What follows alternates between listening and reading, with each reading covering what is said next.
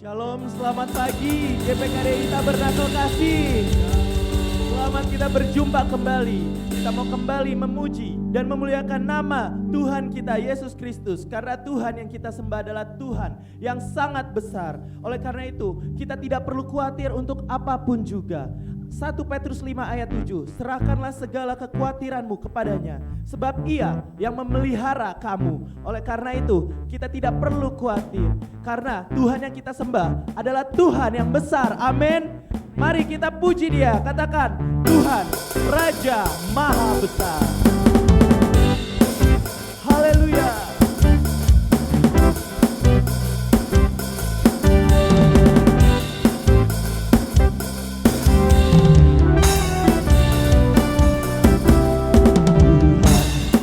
Raja Maha Besar, mari datang menyembah Dia. Tuhan Raja Maha Besar, mari datang menyembah Dia. Dia mencipta dunia,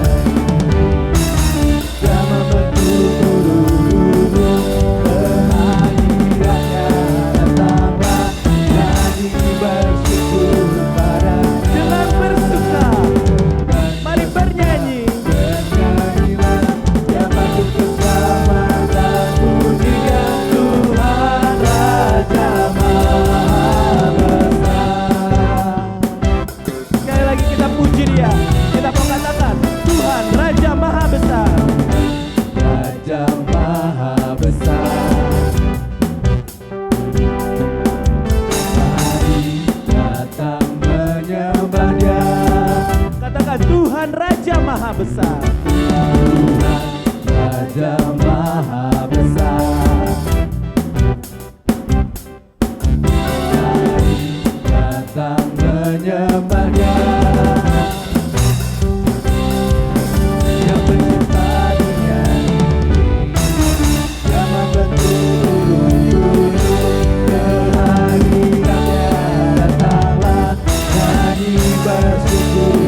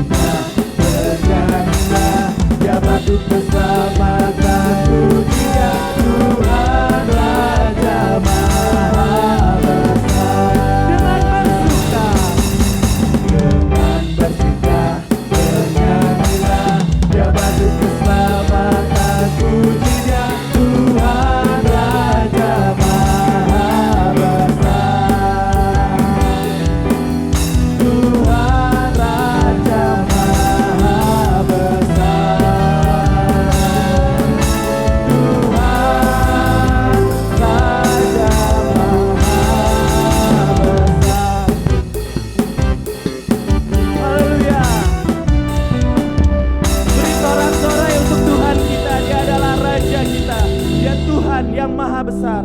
Oleh karena itu mari kita mau sembah Dia. Katakan, aku punya Tuhan yang besar. Ini yang kami percaya Tuhan. Oleh karena itu kami tidak khawatir untuk apapun juga. I believe in you Jesus. Thank you Lord.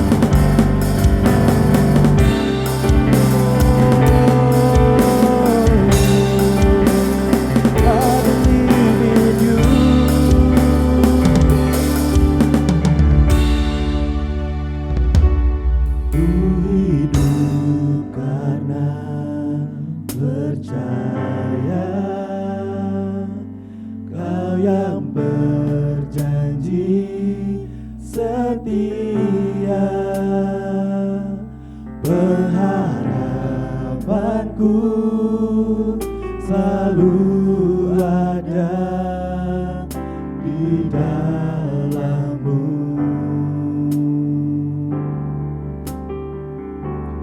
Ku tidak akan menyerah. Meski dalam kesesakan,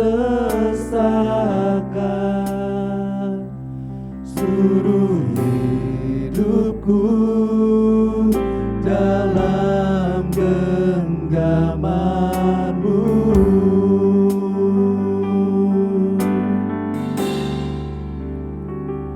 Aku punya Tuhan yang besar, yang telah berjanji dan sanggup menggenapi. Imanku bersepakat percaya kuasa-Nya. Ku terima sekarang kemenangan dari-Mu.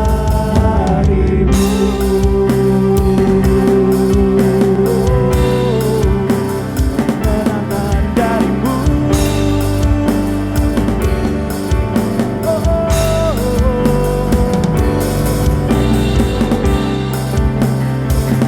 Kami percaya Tuhan.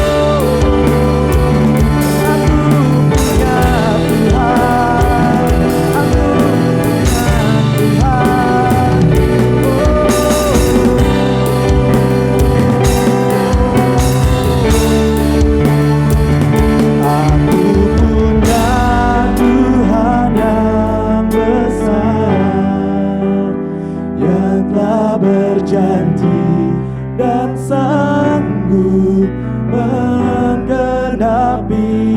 Imanku bersepakat, percaya kuasanya.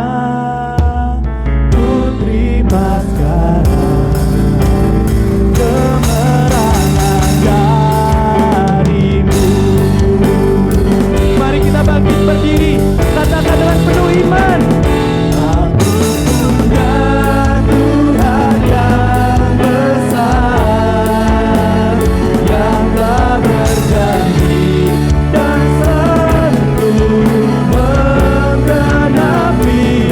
Imanku bersepakat, percaya kuasanya.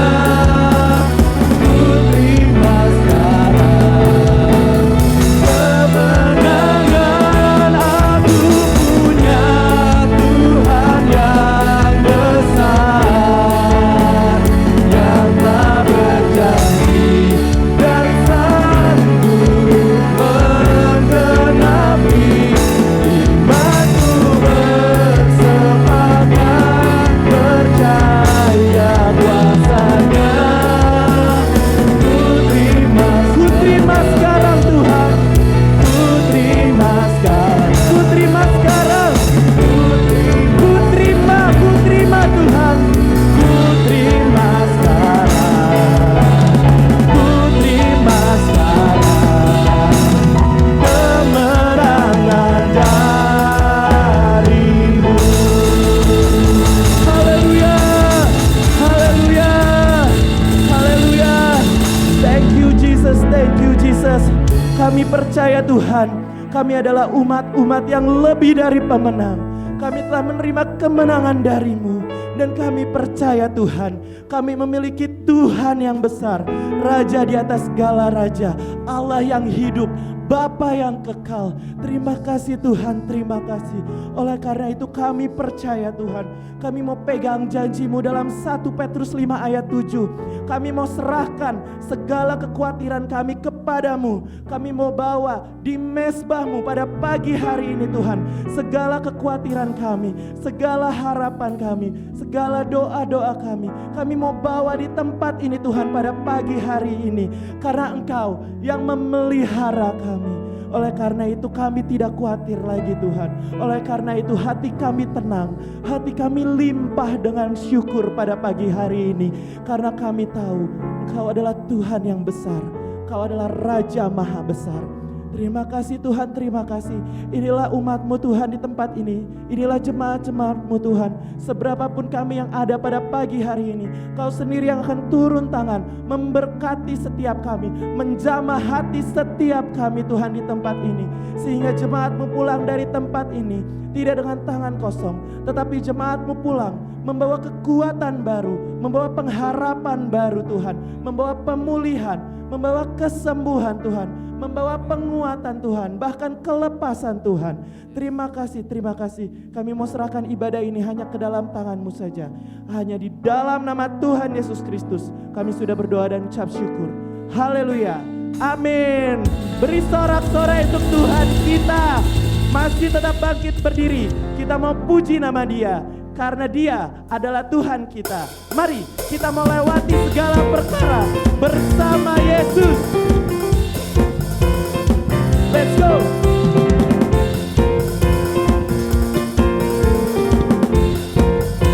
Katakan, Sama Yesus lakukan perkara besar. Sama Yesus tidak ada yang susah. Sama Yesus ada jalan keluar. untuk siapa? Untuk masalahku, masalahmu, untuk masalah. Bersama Yesus. Sama Yesus lakukan perkara besar. Sama Yesus tidak ada yang sukar.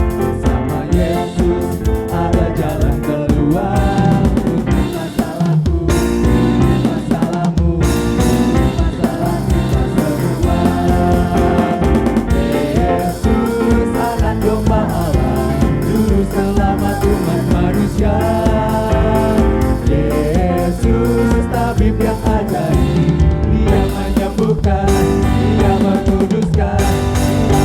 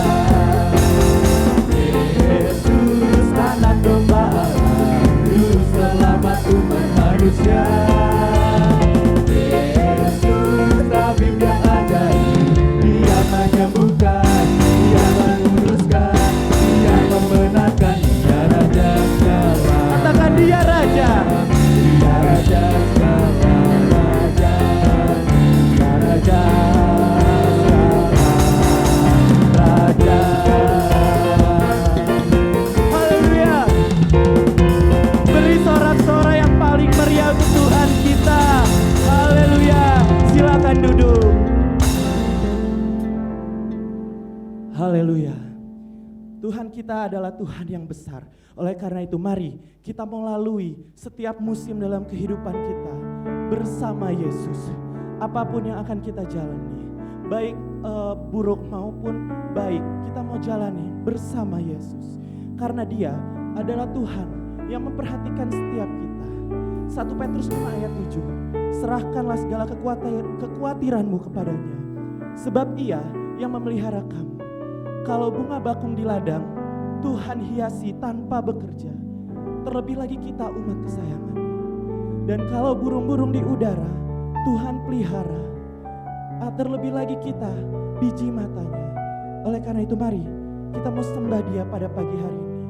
Kita mau nyanyikan lagu ini sebagai ungkapan iman kita.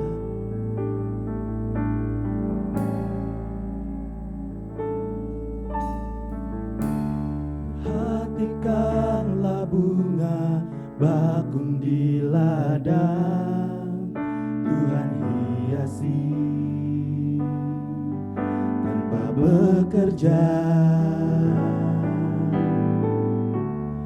Apalagi kita orang percaya, Tuhan pelihara,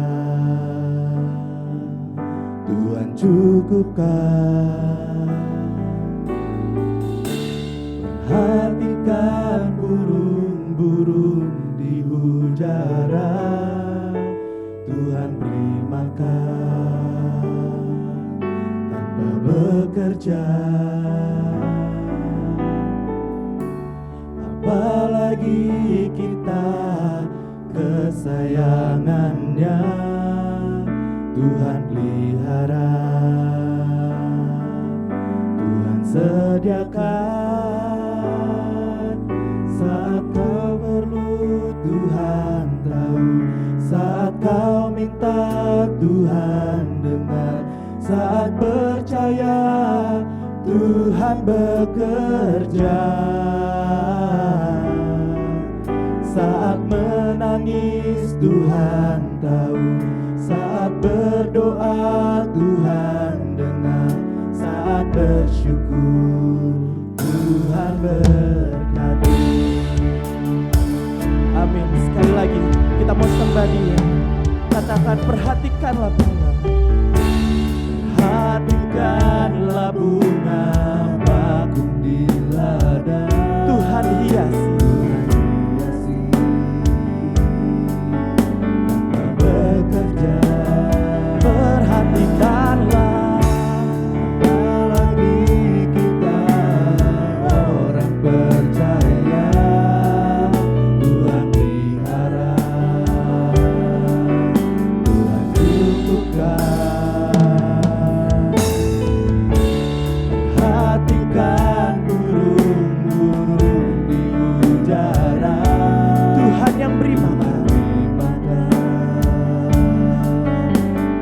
Bekerja. Apalagi kita kesayangannya, Tuhan pelihara, Tuhan sediakan. Saat kau perlu Tuhan tahu, saat kau minta Tuhan dengar, saat percaya Tuhan bekerja. Saat menangis Tuhan tahu, saat berdoa Tuhan dengar, saat bersyukur Tuhan berkati. Saat kau perlu Tuhan tahu, saat kau minta Tuhan dengar, saat percaya Tuhan bekerja.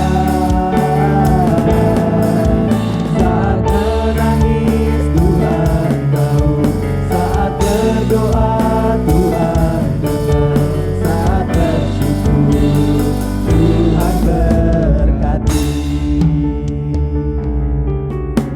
Terkadang Tuhan mengizinkan masa-masa sulit terjadi dalam kehidupan kita. Namun satu hal yang harus kita lakukan, kita percaya pada rancangan-Nya, bahwa rancangan Tuhan adalah rancangan damai sejahtera dan bukan rancangan kecelakaan. Oleh karena itu, pada pagi hari ini mari seberapa dari kita yang percaya akan rancangan Tuhan, seberapa dari kita yang merasakan pemeliharaan Tuhan menyertai sepanjang kehidupan kita, mari kita panjatkan pujian ini. Katakan, Tuhan, aku percaya saat aku perlu Engkau tahu. Mari jemaat Tuhan, sampaikan pujian ini.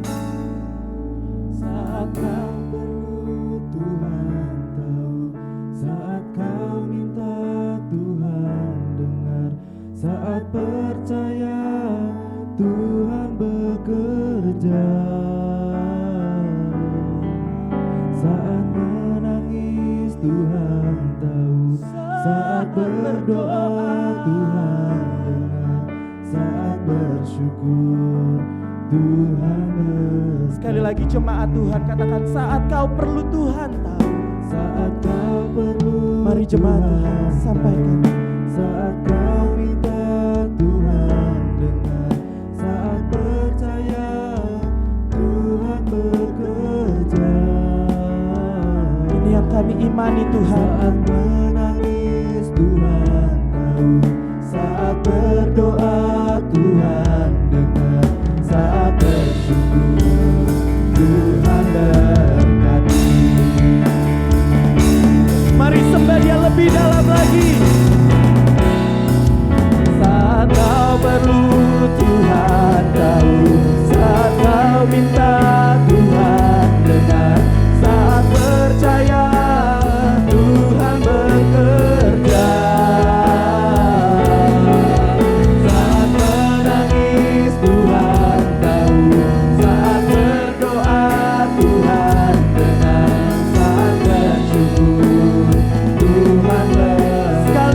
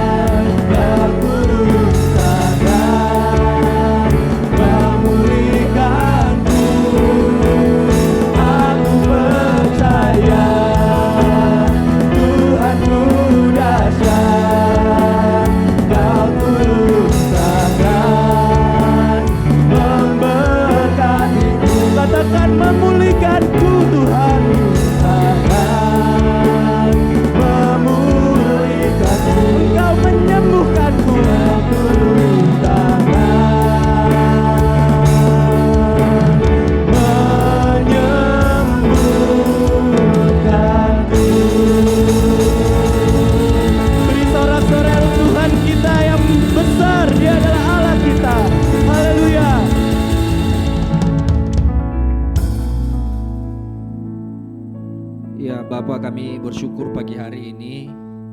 Kami percaya bahwa kuasa-Mu ajaib, Engkau dahsyat dan luar biasa dalam setiap hidup kami. Dan kami percaya Engkau saja yang sanggup melakukan jauh lebih besar dari apa yang kami pikirkan, jauh lebih dahsyat dari apa yang pernah timbul di dalam hati kami, dan jauh lebih luar besar dari apa yang kami rencanakan. Dan kami percaya pagi hari ini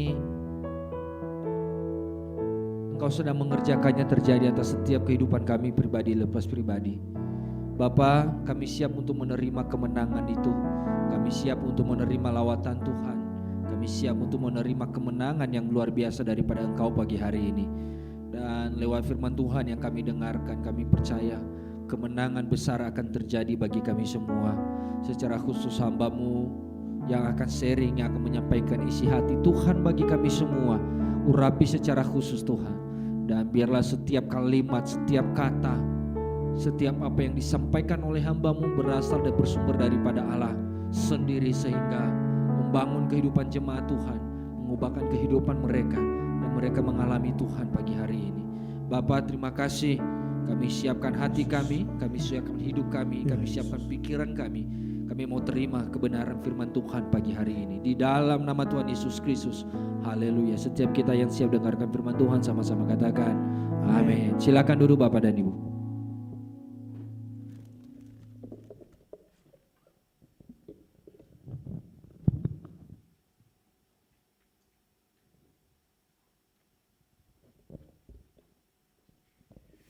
Puji Tuhan. Selamat pagi saudara sekalian. Kita seringkali mempunyai orang-orang atau pihak-pihak yang kita kenal. Tapi saudara perlu perhatikan bahwa ada dua macam sesungguhnya kualitas perkenalan kita kepada orang lain atau pihak lain.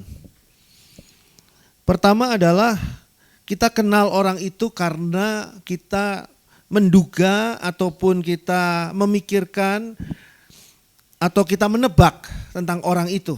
Orang seperti ini pastinya ini adalah seorang dokter. Saya seringkali ketika ditanya orang, Bapak apa kerjaannya Pak? Gitu ya. Saya balas tanya sama dia, menurut Anda saya ini apa? Dia bilang, dilihat-lihat Bapak ini pantasnya Bapak ini seorang dokter. Gitu. Jadi saya ini ada penampilan dokter. Mau saya berpikir ada juga ya dokter, tapi yang tidak penampilannya tidak dokter gitu. Sementara saya yang bukan dokter, penampilannya dokter. Orang lain lalu saya katakan salah. Coba 10 kali tebakan. Terus dia mikir-mikir, pasti pemilik perusahaan kain, tenun dan sebagainya. Salah. Pasti pemilik toko, salah. 10 tebakan semua salah. Dalam hati saya sedih. Wah, berarti saya tidak tampang pendeta. saya ini tidak tampang pendeta. Waktu saya beritahu ke dia, saya ini seorang pendeta, seorang hamba Tuhan. Oh iya ya Pak, gitu ya. Dia pura-pura kaget gitu, atau memang kaget beneran ya, karena kok tidak tampang pendeta ya orang ini gitu. Tapi kadang-kadang kita kenal orang itu karena sebetulnya tebakan kita gitu. Atau kita menganggap dia seperti itu. Atau mungkin kita mengharapkan dia seperti itu. Mengharapkan dia mau beli produk kita. Oleh sebab itu kita menawarkan produk kita kepada orang tadi kan. Nggak mungkin orang jualan menawarkan produknya kepada orang yang tidak mungkin membelinya. Jadi dia kira-kira ini orang dari penampilannya kira-kira mampulah membeli produk saya dan rasanya berminat untuk membeli produk saya gitu. Tapi ada juga orang yang kenal, benar-benar kenal dengan seseorang tadi karena orang tadi itu sudah memperkenalkan diri. Jadi kita kenal pribadi orang itu, pihak itu karena faktanya memang seperti itu yang diperkenalkan oleh orang yang sudah kenal pada dia atau dia sendiri memperkenalkan diri. Kalau saudara bertemu dengan teman saudara dan dia memperkenalkan temannya lagi, dia mungkin memperkenalkan, ini rekan kerja saya. Dia seorang pimpinan perusahaan, dia seorang begini, dia punya prestasi begini. Saudara mengenal dia dengan tepat. Orang yang baru berapa menit ini kenal. Karena diperkenalkan oleh orang yang sudah kenal tentang dia.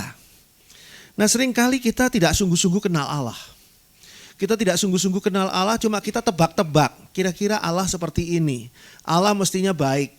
Sehingga ketika Allah kita nilai sebagai sosok yang tidak baik, kita kaget sendiri. Allah kok bisa jahat begini ya? Mengapa Allah kok bisa marah? Mengapa Allah kok bisa menghukum dan sebagainya? Jadi kita perlu mengenal Allah melalui hal yang sebenarnya memang itulah Allah, atau melalui orang-orang yang mengenal Allah. Pagi hari ini saya mengajak kita semua untuk lebih jauh lagi mengenal pribadi Allah melalui apa yang diperkenalkan oleh Daud yang sungguh-sungguh merupakan sahabat Allah. Mazmur 18 ayat 31. Mazmur 18 ayat 31. Adapun Allah, jalannya sempurna, janji Tuhan adalah murni.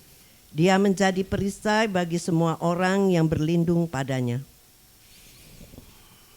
Dalam ucapan syukurnya Daud memberitahukan kepada kita bahwa Allah itu mempunyai 3 hal yang diperkenalkan di sini, yang tentunya tidak cukup untuk menggambarkan keseluruhan secara lengkap tentang Allah itu sendiri.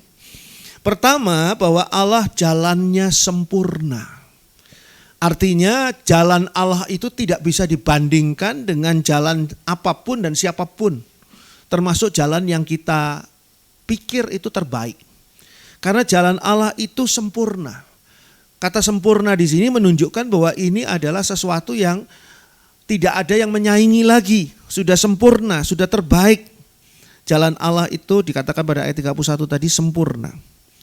Dan ini merupakan pribadi Allah atau hal yang bisa kita kenal dari Allah. Dan dikatakan juga di sana bahwa yang kedua adalah janjinya murni. Artinya siapapun bisa berjanji. Manusia bisa berjanji, setan iblis bisa berjanji, Allah bisa berjanji. Tapi hanya Allah yang janjinya murni. Murni dalam arti kata tidak ada niatan-niatan lain kecuali menggenapi janjinya. Tidak ada rencana-rencana lain. Orang kadang-kadang berjanji karena mau menipu seseorang. Penipuan seringkali dimulai dari janji. Janji bahwa ya saya waktu membangun rumah saya dulu, ini tahun 2000 ya. Saya selesai membangun rumah saya itu tahun 2000. Itu ada pintu besi garasi itu ya, pintu besi garasi. Yang kita pesan dari seorang ahli pintu besi garasi. Setelah dipasang, saya lihat ada tulisannya dia dipasang di situ. Ya kalau tulisan nama perusahaannya dia atau namanya dia pembuat pintu besi ini ya wajar lah ya, itu kan memang karyanya dia. Tapi tulisannya begini, pintu besi ini mempunyai jaminan katanya selama-lamanya. Coba ngeri nggak jaminan selama-lamanya itu?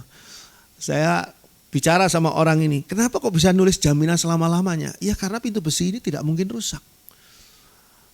Saya buktikan kepada orang ini, kalau saudara punya pintu besi yang didorong ke samping gitu ya, relnya di atas dan relnya di bawah, itu paling anti kalau dia ketabrak. Sebab kalau pintu besi itu ketabrak, mungkin nggak roboh, cuma bengkok dikit 2 mili saja, 3 mili nggak bisa jalan pintu besi itu. Karena apa? Karena dia sudah menekan relnya kalau dia bengkok sedikit. Jadi bagaimana bisa garansi selama-lamanya ini? Lah ya kalau dia bilang kalau rusak ya tinggal panggil saya toh. Saya akan terus langsung datang dan memperbaiki. Oke. Bagus juga saya bilang ini orang ini bonafit sekali ini. Kurang lebih sekitar 6 tahun kemudian, 5 tahun lah kemudian, pintu itu rusak. Pintu itu rusak dan saya panggil orang tadi. Lewat nomor telepon yang tertera di label yang terpasang di pintu besi itu. Enggak ada yang ngangkat teleponnya. Saya coba nyari namanya. Akhirnya sampai pintu besi itu diperbaiki oleh orang lain. Orang itu tidak ditemukan sampai hari ini. Kalau hari ini mungkin saya bisa beranggapan mungkin dia salah satu korban COVID ya nggak tahu juga ya. Tapi jaminannya luar biasa. Dimulai dari apa? Ya dia mungkin tidak bertujuan menipu. Tapi saya tertipu, karena apa? Karena dia katakan selamanya dan dia dipanggil kapan saja dia akan segera datang memperbaiki pintu besi yang jarang rusak ini, dia bilang gitu. Dimulai dengan apa? Dengan janji, saya akan datang. Tapi ketika dicari dia tidak ada, tidak datang. Ada janji-janji atau begitu banyak janji yang saudara terima dan itu tidak benar-benar terlaksana. Tapi berbeda dengan Allah. Janjinya itu murni. Artinya apa? Artinya tidak ada pemikiran-pemikiran lain di luar penggenapan janji itu. Jadi ketika saudara menerima janji Allah, percayalah dan yakinlah bahwa Allah pasti menggenapi janji itu. Yang ketiga, dia menjadi perisai, dikatakan menjadi perisai bagi semua orang yang berlindung padanya. Menjadi perisai. Artinya apa? Artinya dia mampu menangkal segala bahaya bagi orang-orang yang berlindung padanya. Ini ada syarat nih. Syaratnya adalah orang itu berlindung padanya. Kalau orang itu tidak berlindung pada Allah, tentu saja perisai ini tidak bermanfaat. Perisainya ada di rumah, di lemari, sementara kitanya lagi berperang di medan perang. Ya perisai di lemari tadi nggak ada gunanya. Sudah pasti nggak bisa melindungi kita. Jadi perisai itu harus bersama-sama dengan saudara dan saya senantiasa di dalam menjalani jalan Allah yang sempurna untuk mencapai apa? Penggenapan janji Allah. Inilah Allah yang diperkenalkan oleh Daud dari ayat 31 ini saja. Artinya apa? Artinya kalau kita memiliki Allah, berarti kita memiliki jalan yang sempurna bagi hidup kita. Hidup kita ini kan selalu maju ke depan ya. Tidak pernah mundur ya. Tidak pernah saudara hari ini tanggal 8, saudara hidup tanggal 8, nah besok saudara hidup di tanggal 7. Lusa saudara hidup di tanggal 6. Nggak pernah kayak gitu kan. Tanggal 8 ya besok saudara hidup di tanggal 9 dan terus maju terus. Tapi sembari kita tidak tahu harus bagaimana ambil keputusan di hari esok itu. Keputusan hari ini mungkin benar, mungkin sudah salah. Kalau keputusan hari ini salah, hari esok saudara tidak ingin keputusan saudara salah kan. Mengambil keputusan itu. Jadi bagaimana? Nah kalau saudara memiliki Allah, dikatakan tadi, saudara akan memiliki jalan yang sempurna. Yang kedua, kalau kita memiliki Allah, maka kita memiliki janji Allah. Janji Allah yang murni itu kita miliki. Kalau kita memiliki Allah. Dan kalau kita memiliki Allah, maka ada jaminan perlindungan yang sempurna. Yang datangnya dari Allah. Ini baru sebagian kecil dari pribadi Allah yang bisa kita kenal dari ayat 31 yang dikatakan oleh Daud.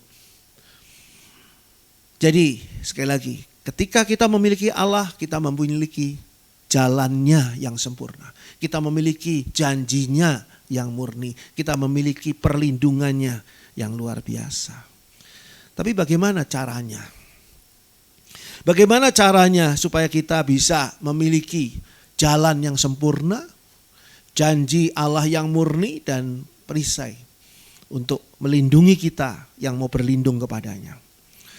Mari kita buka Kisah Para Rasul 2 ayat 39. Kisah Para Rasul 2 ayat 39. Sebab bagi kamulah janji itu dan bagi anak-anakmu dan bagi orang yang masih jauh, yaitu sebanyak yang akan dipanggil oleh Tuhan Allah kita.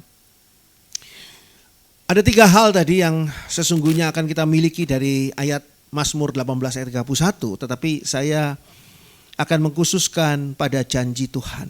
Janjinya yang murni. Karena tentang jalannya yang sempurna ini pernah dikhotbahkan di waktu-waktu yang lalu.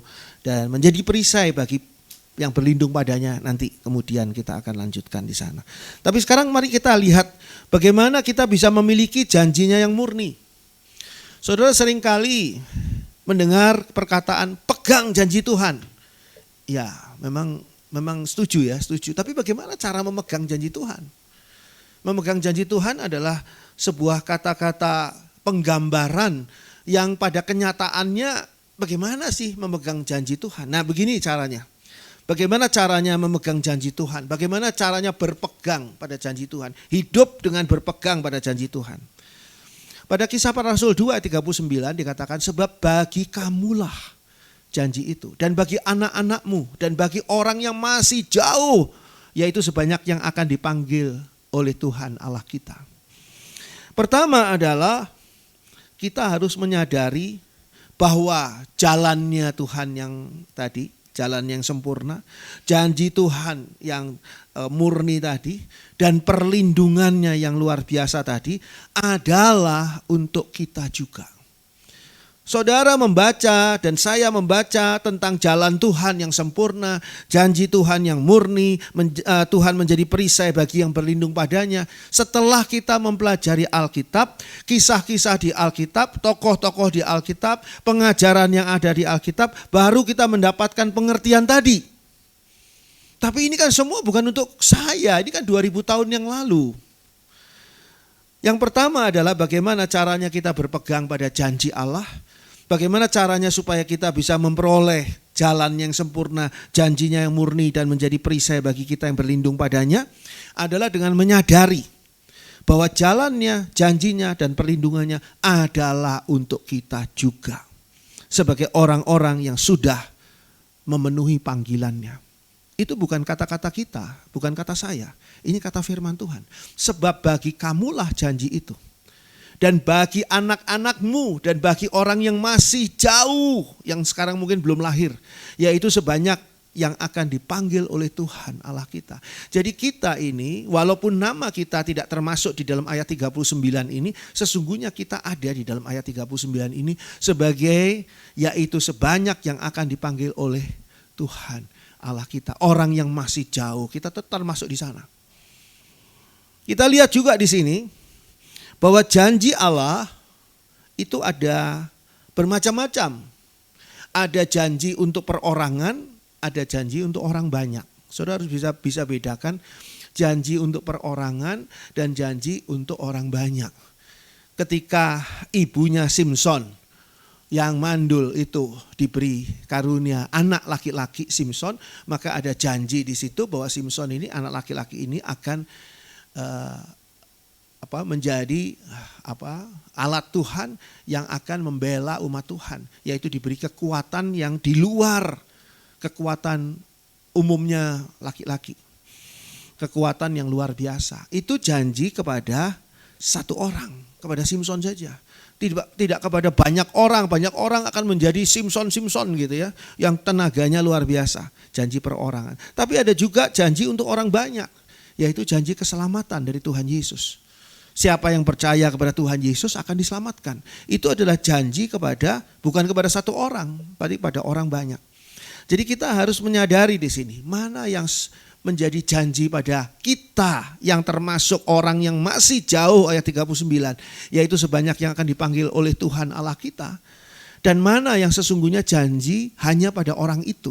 Katakanlah janji kepada Simson tadi. Itu hanya pada Simson, bukan kepada saudara. Saudara tidak bisa gantikan nama saudara. Nama Simson saudara coret diganti dengan nama saudara di sana. Seolah-olah Tuhan itu menjanjikan bahwa nanti akan lahir seorang anak laki-laki bernama Andri yang rambutnya tidak boleh dipotong dan harus menjadi melayani Tuhan dan sebagainya nanti diberi kekuatan. Enggak berlaku itu. Karena apa? Itu janji hanya kepada satu orang, Simson. Jadi saudara jangan mencampur adukkan semua itu. Nah, kalau janji kepada Simson, lalu apa gunanya untuk kita? Kita bisa menarik pelajaran dari sana. Jadi bukan janji kepada Simson yang mau diberikan kepada kita, tapi pelajaran yang terjadi pada kisah Simson itu yang sangat bermanfaat bagi saudara dan saya. Jadi pertama di sini adalah menyadari bahwa jalannya, janjinya, perlindungannya adalah untuk kita juga. Jadi saudara jangan pernah mengatakan bahwa itu bukan untuk saya, itu untuk orang lain, itu untuk orang lain. Enggak, itu untuk saudara dan saya berdasarkan ayat ini. Ayat 39 dari Kisah Para Rasul pasal 2.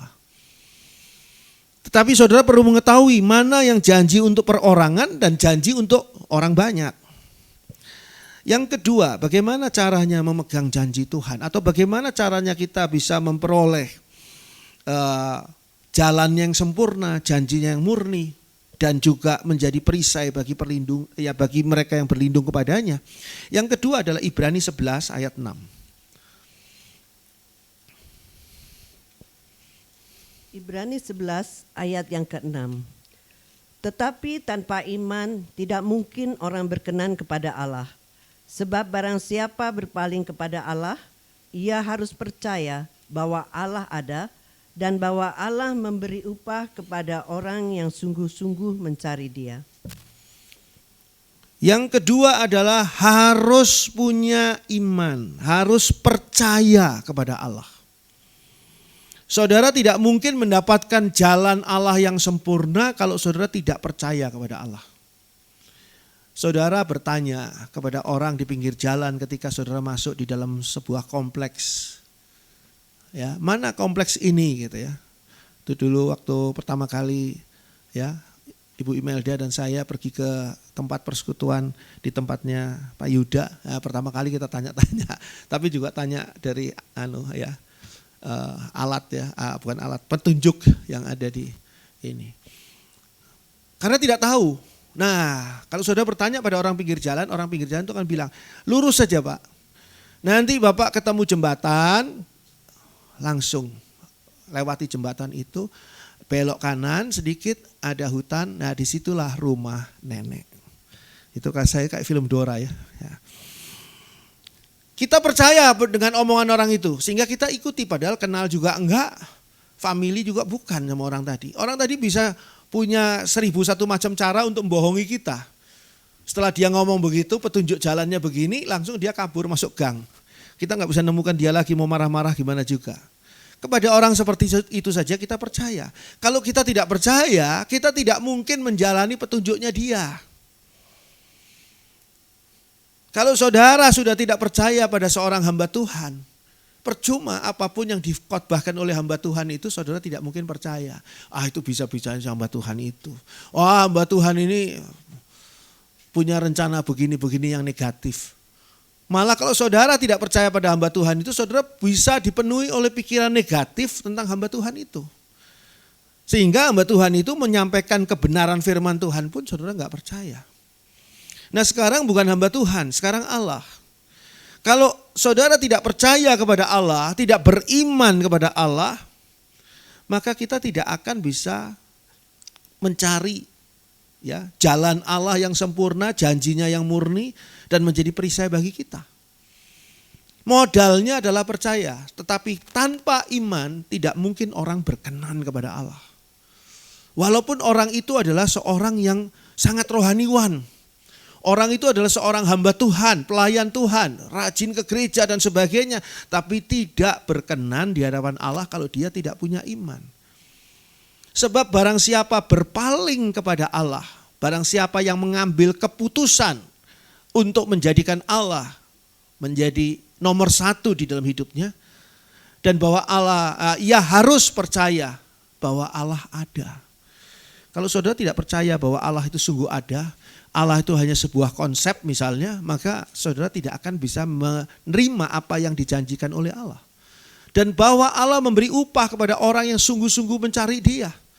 Saudara tidak akan mencari Dia kalau saudara tidak percaya bahwa saudara akan diberi upah. Ya, zaman film-film koboi zaman dulu, seringkali ada poster tulisannya wanted gitu ya, wanted, hadiahnya $1,000 gitu ya, ada hadiahnya bagi yang bisa menemukan penjahat ini gitu. Kalau tidak percaya, tidak akan mau menjadi pengejar penjahat.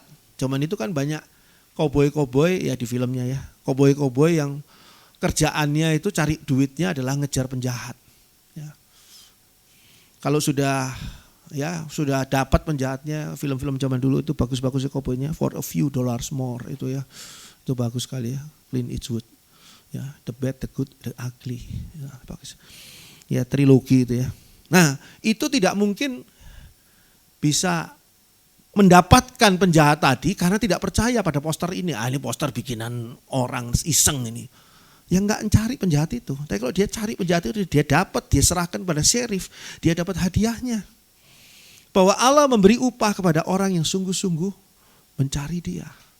Ketika saudara mencari Allah dalam doa saudara sungguh-sungguh mengadu kepada Allah, saudara sungguh-sungguh meminta pertolongan Allah, saudara sungguh-sungguh minta jalan keluar bagi masalah saudara, apakah saudara sungguh-sungguh percaya kepada Dia?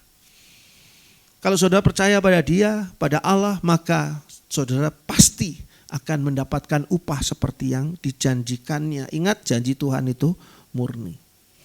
Percaya atau beriman kepada Allah itu hal kedua. Karena percaya kepada Allah maka kita akan apa? Mencari Allah. Pertama, kalau kita percaya pada Allah, kita akan mencari Allah. Ada masalah yang sulit, persoalan, sakit penyakit, ancaman dan sebagainya, apa yang kita lakukan pertama kali adalah mencari Allah. Bukan mencari solusi dari manusia.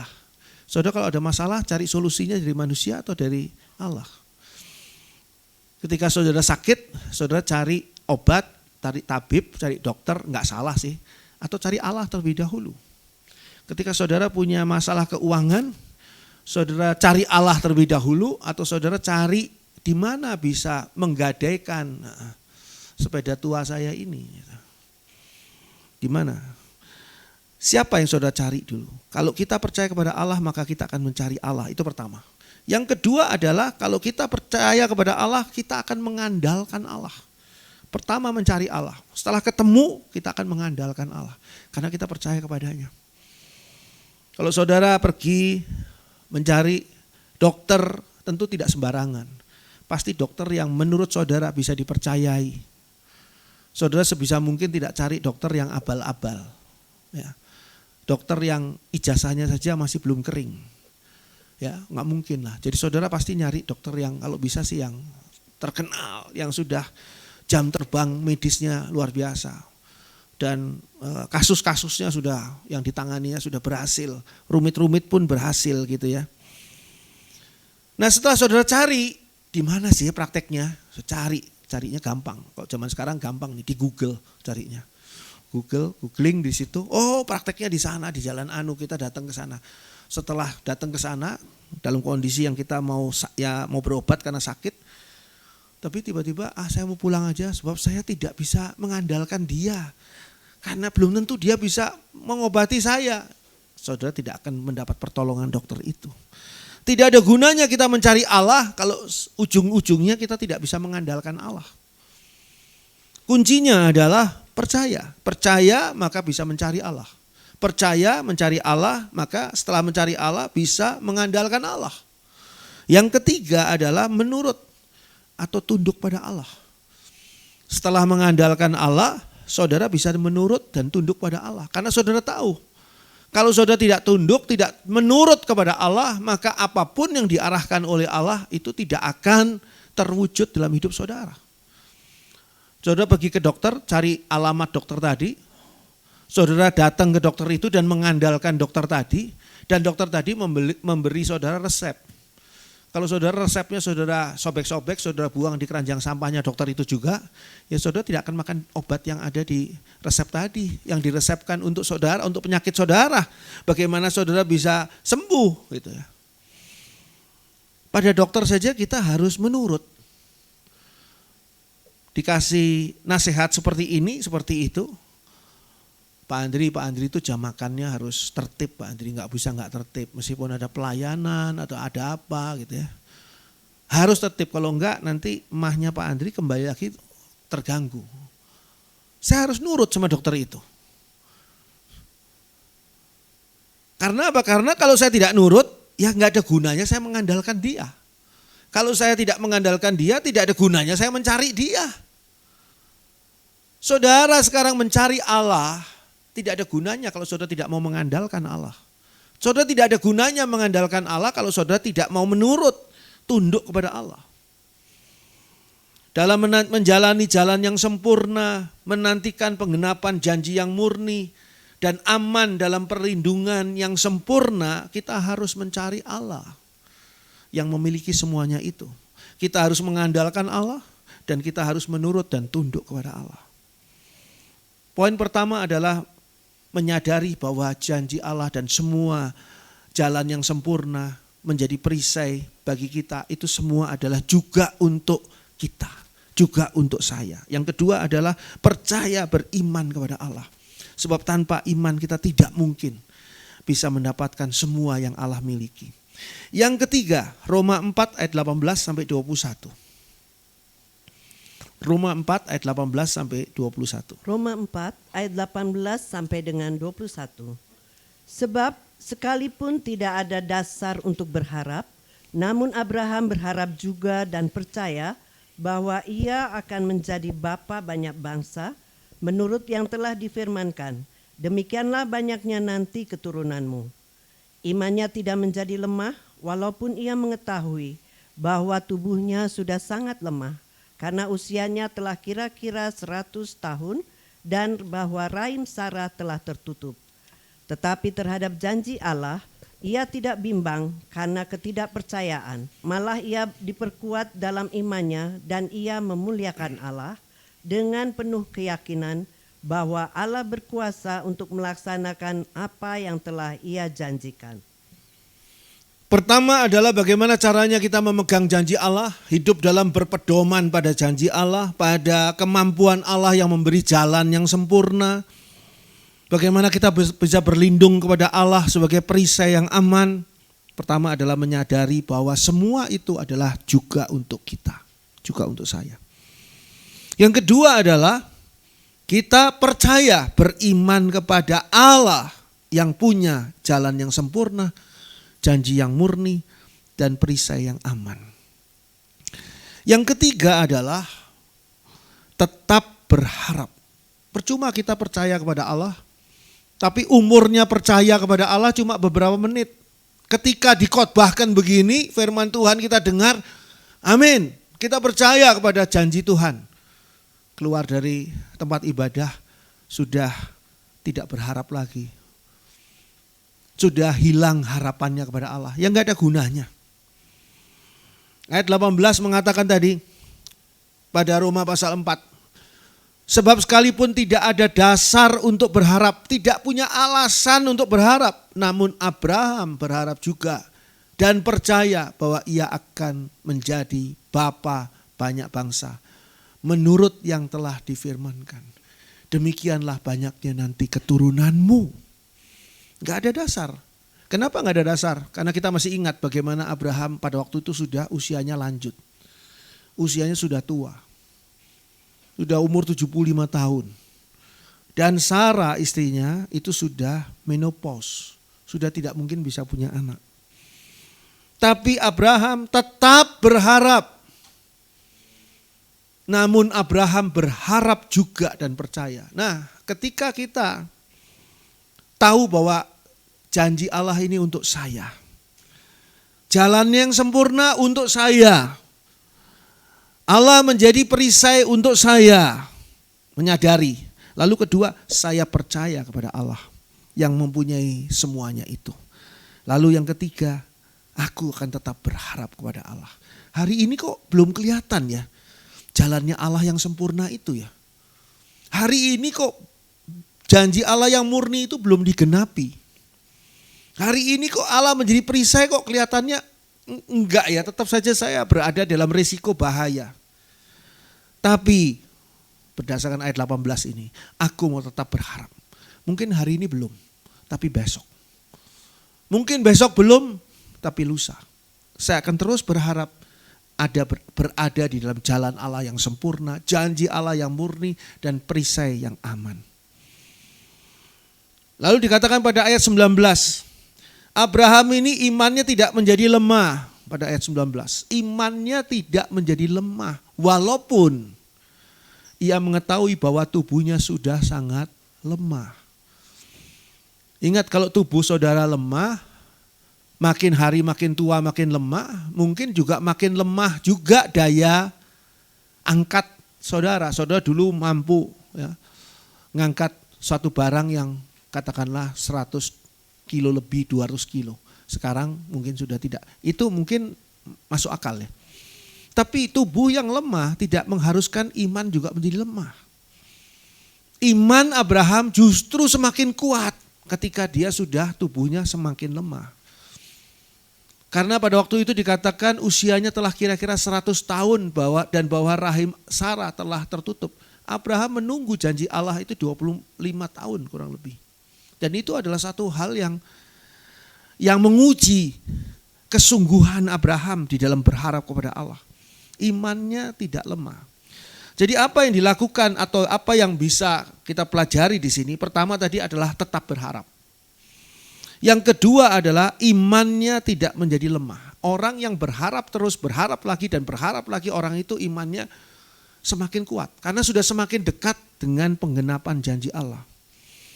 Lalu ayat 20 dikatakan di sana, ayat 20 mengatakan bahwa dia tidak bimbang. Tetapi terhadap janji Allah dikatakan Abraham ini tidak bimbang karena ketidakpercayaan.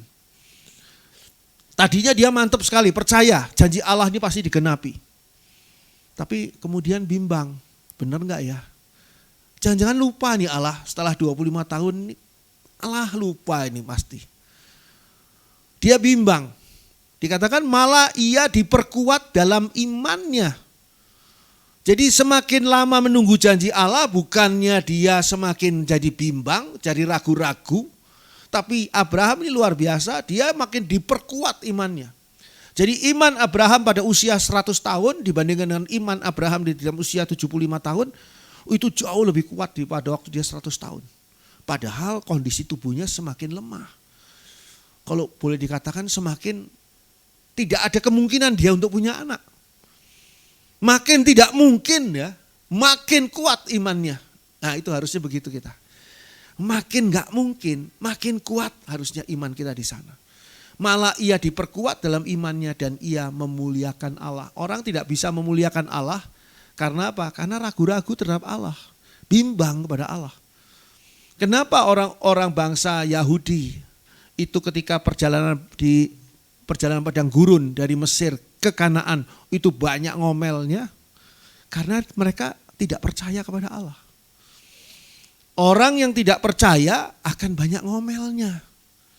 Akan banyak pikiran negatifnya. Akan banyak tuduhannya. Tuduhannya Allah ini gak benar lah, Allah ini lupa lah, Allah ini jahat lah dan sebagainya. Tapi Abraham yang percaya kepada Allah, tidak bimbang terhadap janji Allah, dia bisa memuliakan Allah. Karena apa? Tidak ada beban-beban pikiran-pikiran yang buruk tentang Allah. Yang pertama tadi adalah berharap, tetap berharap ayat 18. Ayat 19, imannya tidak menjadi lemah dan ayat 20 tidak bimbang. Dan ayat 21, Abraham ini yakin pada Allah dengan penuh keyakinan bahwa Allah berkuasa untuk melaksanakan apa yang telah ia janjikan. Nah di sini seringkali kelemahan kita. Kita tidak yakin apakah Allah bisa melakukan sesuatu yang mustahil untuk saya. Untuk saya hal ini mustahil. Untuk Abraham yang sudah tua mustahil bisa punya anak. Apakah Allah berkuasa untuk melakukan yang mustahil untuk saya? Abraham dengan penuh keyakinan, yakin betul. Tidak ada keraguan sedikit juga bahwa Allah berkuasa untuk melaksanakan apa yang telah ia janjikan. Sekali lagi, Abraham tidak punya pikiran yang buruk tentang Allah. Abraham tidak punya keraguan-raguan apapun tentang Allah karena Abraham percaya pada Allah. Kuncinya di sana. Kuncinya beriman, kuncinya percaya. Kalau kita tidak percaya, tidak sungguh-sungguh percaya, akibatnya apa? Kita tidak bisa penuh dengan keyakinan. Selalu ragu-ragu. Ragu-ragu untuk menunggu janji Allah. Jadi kaki satu di janji Allah, kaki satu lagi sudah ada alternatif lain gitu. Itu karena tidak percaya. Kalau percaya, nggak perlu alternatif lain. Adanya di satu tempat saja, yaitu janji Allah. Saya mau tetap berdiri di janji Allah ini karena apa? Saya yakin bahwa Allah berkuasa untuk melaksanakan apa yang telah ia janjikan. Ingat, janji Allah adalah murni. Tidak ada rencana untuk menipu kita atau membatalkannya. Tidak ada. Yang ada adalah dia akan memenuhi janji Allah itu. Mengingat janji Allah ini murni. Janji Allah pasti akan digenapi. Pasti akan digenapi. Cuma kita perlu tahu bahwa janji Allah yang pasti digenapi ini akan digenapi dalam waktu Allah. Kita sudah belajar apa itu waktu Allah. Waktu Allah itu kairos, bukan kronos. Kalau kronos kita bisa menghitung-hitung. Tadi jemuran saya taruh di tempat jemur tadi pagi jam 7 ya kurang lebih jam 1 siang sudah kering lah. Jadi jam 1 siang saya bisa mulai nyetrika kan gitu kan urutannya. Karena apa? Kronos. Kalau kairos ini, apakah jam 1 siang saya bisa menyetrikanya? Karena belum tentu jam 1 gitu kan. Karena kairos, kita nggak tahu jamnya, nggak ada jamnya. Nah janji Allah itu pasti digenapi. Tapi sekali lagi dalam waktu yang kairos, dalam waktu Allah. Sehingga ada janji Allah yang digenapi setelah orang yang menerima janji itu sudah tidak ada di dalam dunia ini. Ketika Allah menjanjikan kepada orang itu pasti masih ada di dunia ini. Tapi ketika Allah menggenapinya, orang tadi sudah tidak ada di dunia ini. Kita bisa ambil contoh Kejadian 3 ayat 15. Kejadian 3 ayat 15. Kejadian 3 ayat yang ke-15. Aku akan mengadakan permusuhan antara engkau dan perempuan ini, antara keturunanmu dan keturunannya. Keturunannya akan meremukkan kepalamu dan engkau akan meremukkan tumitnya. Ini janji Allah kepada Adam dan Hawa.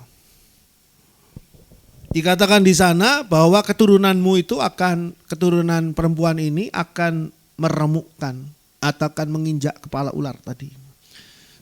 Ya, kalau kita lihat tadi pada ayat 15. Aku akan mengadakan permusuhan antara engkau dengan perempuan ini, kata Tuhan kepada ular tadi. Antara keturunanmu dan keturunannya. Keturunannya akan meremukkan kepalamu.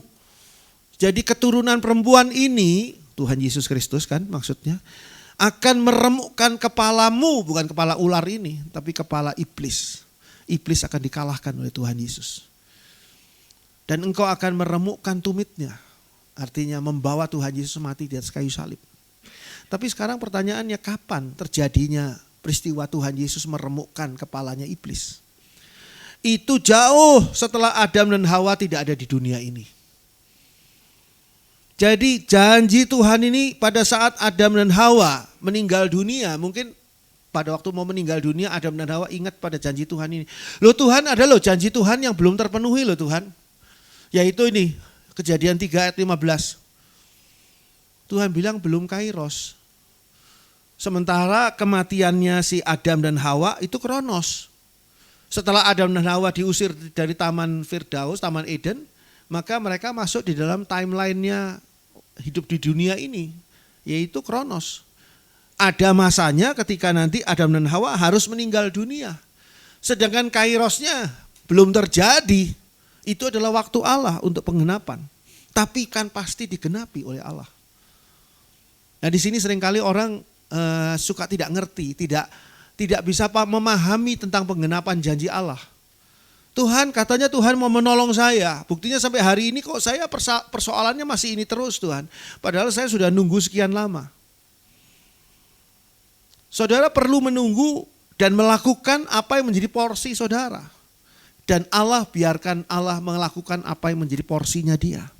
Porsi kita adalah pertama menyadari bahwa janji itu untuk saya. Kedua adalah percaya. Maka saya akan mencari Allah. Maka saya akan mengandalkan Allah, maka saya akan menurut tunduk pada Allah. Yang ketiga adalah tetap berharap, imannya tidak menjadi lemah, tidak bimbang dan yakin pada Allah. Ini aja porsi kita. Kita lakukan ini.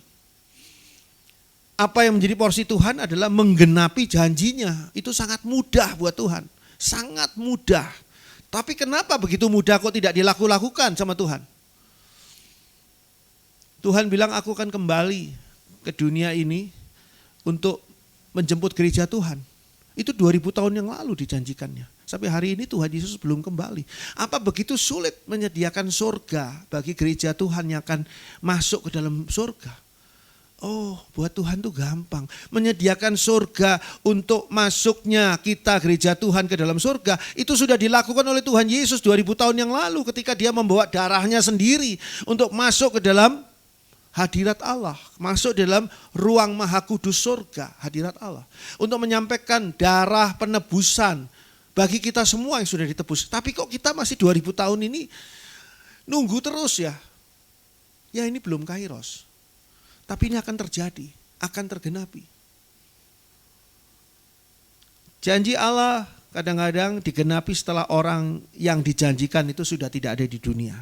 Kita lihat lagi contoh yang lain. Kejadian 15 ayat 5. Kejadian 15 ayat yang kelima. Lalu Tuhan membawa Abram keluar serta berfirman, coba lihat ke langit, hitunglah bintang-bintang, jika engkau dapat menghitungnya. Maka firman-Nya kepadanya, demikianlah banyaknya nanti keturunanmu.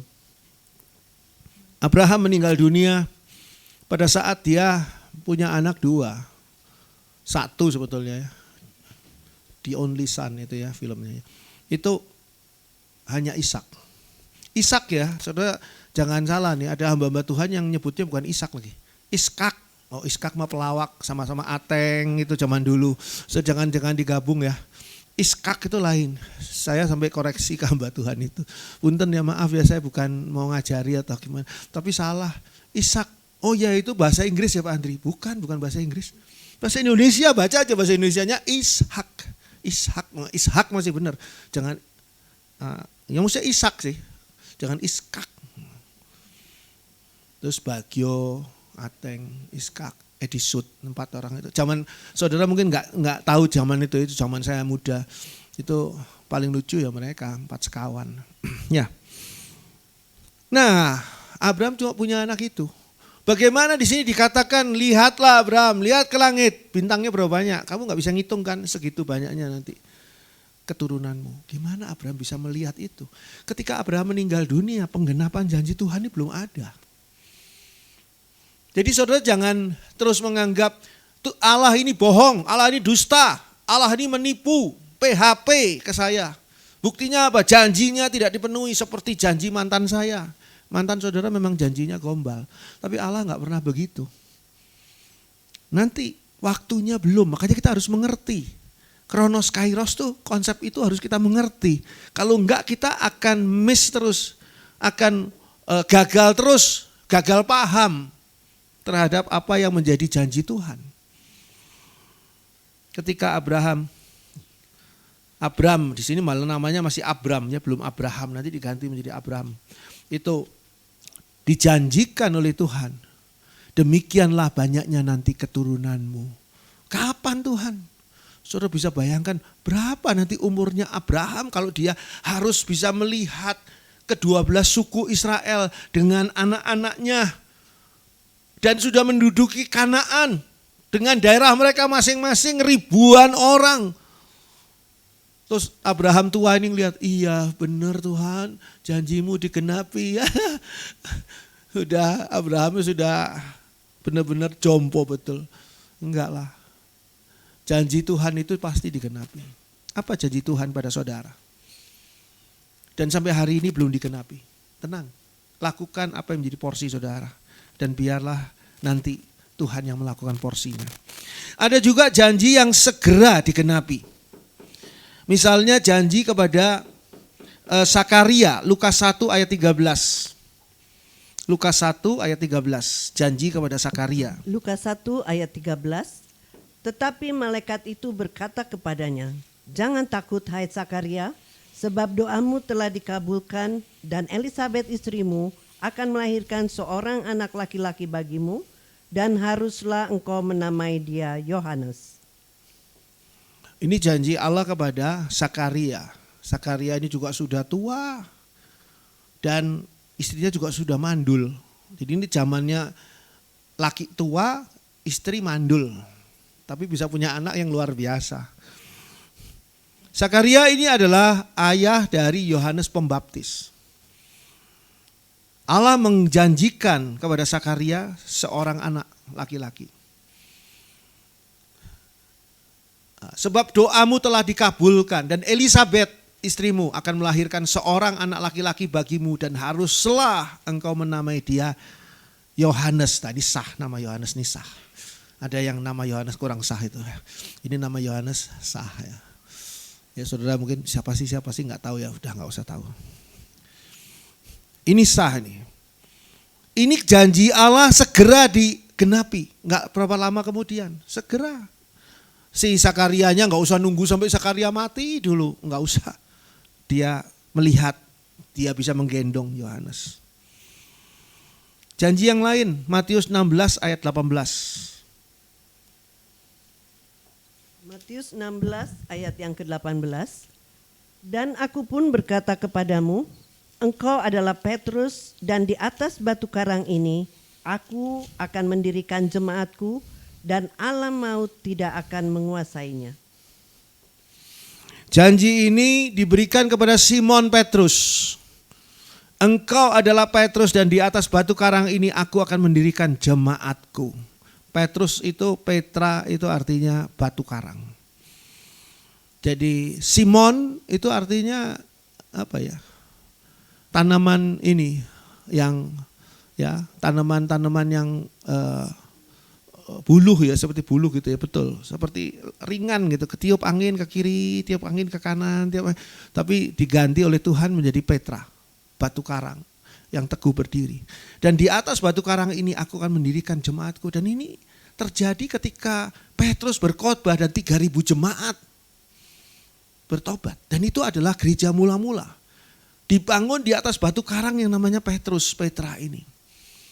Ini adalah janji Tuhan kepada Simon Petrus yang segera digenapi. Janji Allah ini benar-benar digenapi bahwa gereja Tuhan itu tidak mampu dikuasai oleh alam maut. Karena maut sudah dikalahkan oleh Tuhan Yesus. Ada janji Tuhan yang akan digenapi pada saat saudara masih hidup. Saudara menerima janji Tuhan, peganglah janji Tuhan itu. Bagaimana caranya? Lakukan porsi saudara seperti tadi sudah saya katakan. Lalu amati, janji Tuhan itu pasti digenapi. Mungkin pada saat saudara masih hidup. Tapi mungkin juga ketika nanti saudara sudah meninggalkan dunia ini. Tuhan tidak pernah lalai terhadap janjinya. Janjinya itu, bahkan ada lagu yang mengatakan janjinya itu seperti fajar. Artinya hari ini masih malam gitu. Tapi saya yakin besok pagi matahari akan terbit gitu loh. Jadi hari ini belum waktunya matahari terbit karena masih malam nih, tengah malam. Tapi besok pagi-pagi matahari akan terbit di waktu fajar. Nah, di situ adalah penggenapan janji itu. Itulah kairosnya, itulah waktunya. Prinsipnya kita kenal di sini. Prinsipnya Allah itu tidak pernah berubah. Zaman boleh berubah, kondisi boleh berubah. Sekarang kita di akhir zaman mengalami kemajuan teknologi yang luar biasa. Sampai orang sudah mampu untuk membangun robot yang begitu sempurna. Ya, sampai seperti orangnya benar. Ini adalah kemajuan yang luar biasa, tapi Allah tidak pernah berubah. Coba kita baca ayat yang indah ini. Yakobus 1 ayat 17. Yakobus 1 ayat 17. Yakobus 1 ayat yang ke-17. Setiap pemberian yang baik dan setiap anugerah yang sempurna datangnya dari atas, diturunkan dari Bapa segala terang, padanya tidak ada perubahan atau bayangan karena pertukaran. Di dalam New International Version dikatakan begini pada Yakobus 1 ayat 17. Every good and perfect gift is from above, coming down from the Father of the heavenly lights, who does not change like shifting shadows. Tahu shadows, bayangan ya. Saudara tahu bayangan? Bayangan tuh cepat sekali bisa berubah. Ya, saya pernah dulu, saya ingat ya main dengan anak saya yang pertama dulu waktu dia masih kecil. Kita nggak punya uang ya, jadi nggak pernah main ke tempat-tempat main yang mesti bayar. Mainnya itu pakai cahaya matahari pagi. Di mana cahaya matahari pagi itu membuat saya bisa punya bayangan tangan saya di jalanan depan rumah. Saya bilang ke anak saya, Natalia itu, injeklah bayangan Papa. Kalau bisa nginjek bayangan tangannya Papa, wah nanti Papa beliin kamu makanan kesukaannya. Ya dia bisa lari ke sana, lari ke sini, saya tinggal goyangin tangan saya, pindah bayangan tangan saya. Goyangin tangan saya dengan sangat entengnya nggak keluar keringet, nggak keluar tenaga saya. Dia lari sana lari sini sampai wah basah kuyup keringetnya luar biasa. Nggak berhasil nginjek bayangan tangannya papa. Gemes sekali dia. Terus tambah dia dipegangin tangan saya gitu, pegangin sama dia mau diinjek. Ya nggak cukup juga kan, bayangan pagi kan selalu panjang gitu ya. Jadi tangan saya di sini, tangan saya ada di sono kan. Jadi dipegang sama dia di sini, ya kakinya dia nggak bisa nginjek. Terus saya bilang ya sudah, lu pegang ya, udah cepet-cepet injek. Dia lari ke sana, saya geser set. Itu adalah bayangan. Bayangan tuh gampang berubah. Tapi Allah itu tidak pernah berubah, does not change. Like shifting shadows, tidak berubah seperti bayangan yang bergeser. Jadi Allah tuh nggak pernah berubah. Kita seringkali kita tuh mengenal manusia. Manusia itu bisa berubah. Ada orang-orang yang dulu ya kagum gitu pada saya, pada khotbah pelayanan saya. Sekarang malah meninggalkan saya, menghujat malah gitu ya. Itu orang bisa berubah. Ada waktunya ya kamu akan dibutuhkan. Kadang-kadang juga enggak. Itu kadang-kadang orang yang tidak bisa menyadari itu kehilangan sebuah sindrom ya, ada sindrom itu. Post power syndrome istilahnya. Post power syndrome itu power yang sudah hilang.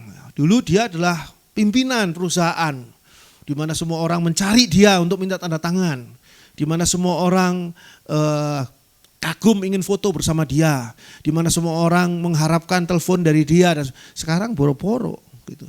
Dia ditinggal di pojok ruangan apalagi di rumah sakit. Udah tua, udah nggak pernah ada yang ngurus, nggak ada yang mengunjungi dia, nggak pernah ada yang tahu. Masa bodoh lah dia, perusahaannya sejalan terus mungkin dipegang oleh orang lain. Tapi Allah tidak berubah. Allah itu ada di dalam dimensi kekal, sehingga janjinya pun kekal. Sebelum digenapi, janji itu tetap ada, tidak pernah surut. Walaupun orang yang dijanjikan ini mungkin sudah tidak ada, bahkan sudah tidak ada di dalam Allah, sudah pergi dari Allah, sudah menjadi orang yang tidak lagi menyembah Allah katakanlah, janji Allah ini pasti digenapi. Sehingga kita tidak heran bagaimana Allah tetap menjaga, memelihara bangsa Israel sampai pada hari ini karena janjinya kepada Raja Daud. Padahal anak-anak Daud, cucu-cucu Daud banyak sekali yang menyembah setan, menyembah berhala. Tapi bangsa Israel sampai hari ini dengan bendera Daud ya, bendera bintang Daud, benderanya Israel bintang Daud. Itu sampai hari ini masih berada di dalam naungan janji Allah kepada Daud. Begitu juga janji Allah kepada Abraham, yang sekarang masih kita nikmati karena kita termasuk di dalamnya. Janji Allah adalah dasar dari apa yang menjadi pengharapan kita. Saudara tidak mungkin bisa berharap kalau saudara tidak mendengar atau memegang janji. Saudara berharap teman saudara nanti sore akan menjemput saudara dan mengajak saudara makan bakso. Misalnya begitu ya. Itu karena sebelumnya teman saudara sudah janji. Nanti sore ya saya datang jemput kamu, kita makan bakso sama-sama yuk. Ya, saudara sudah jamnya akan dijemput oleh teman saudara, saudara sudah nunggu di teras rumah saudara. Mana ini? Kok nggak datang ini? Katanya mau makan bakso, nah, gitu. Ibrani 6 ayat 9 sampai dengan ayat 20. Ibrani 6 ayat 9 sampai dengan 20. Tetapi, hai saudara-saudaraku yang kekasih, sekalipun kami berkata demikian tentang kamu, kami yakin bahwa kamu memiliki sesuatu yang lebih baik yang mengandung keselamatan. Sebab Allah bukan tidak adil, sehingga ia lupa akan pekerjaanmu dan kasihmu yang kamu tunjukkan terhadap namanya oleh pelayanan kamu kepada orang-orang kudus yang masih kamu lakukan sampai sekarang. Tetapi kami ingin supaya kamu masing-masing menunjukkan kesungguhan yang sama untuk menjadikan pengharapanmu suatu milik yang pasti sampai pada akhirnya. Agar kamu jangan menjadi lamban, tetapi menjadi penurut-penurut mereka yang oleh iman dan kesabaran mendapat bagian dalam apa yang dijanjikan Allah. Sebab Ketika Allah memberikan janjinya kepada Abraham, ia bersumpah demi dirinya sendiri karena tidak ada orang yang lebih tinggi daripadanya. Katanya, sesungguhnya aku akan memberkati engkau berlimpah-limpah dan akan membuat engkau sangat banyak. Abraham menanti dengan sabar dan dengan demikian ia memperoleh apa yang dijanjikan kepadanya. Sebab manusia bersumpah demi orang yang lebih tinggi dan sumpah itu menjadi suatu pengokohan baginya yang mengakhiri segala bantahan. Karena itu, untuk lebih meyakinkan mereka yang berhak menerima janji itu akan kepastian putusannya, Allah telah mengikat dirinya dengan sumpah, supaya oleh dua kenyataan yang tidak berubah-ubah, tentang mana Allah tidak mungkin berdusta, kita yang mencari perlindungan beroleh dorongan yang kuat untuk menjangkau pengharapan yang terletak di depan kita. Pengharapan itu adalah sauh yang kuat dan aman bagi jiwa kita yang telah dilabuhkan sampai ke belakang tabir, di mana Yesus telah masuk sebagai perintis bagi kita ketika ia menurut peraturan Melkisedek menjadi imam besar sampai selama-lamanya. Ya, ayat ini memang panjang ya. Tapi saya harap saudara bisa membaca dan merenungkannya di rumah nanti.